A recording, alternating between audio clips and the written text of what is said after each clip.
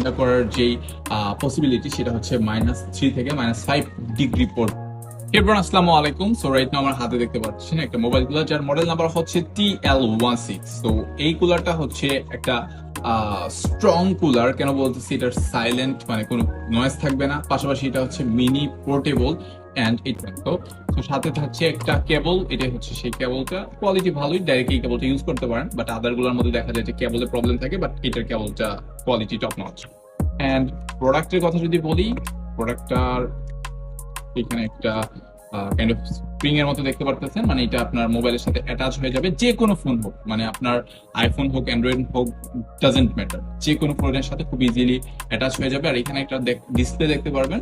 এই যে ডিসপ্লের মধ্যে আপনার প্রথমত 15 থেকে শুরু করে আস্তে আস্তে আস্তে আস্তে কমতে থাকবে এবং একটা সময় -5 ডিগ্রি পর্যন্ত এটা নামবে। এটা আসলে টেম্পারেচারের উপর ডিপেন্ড করে এবং মোবাইল টেম্পারেচার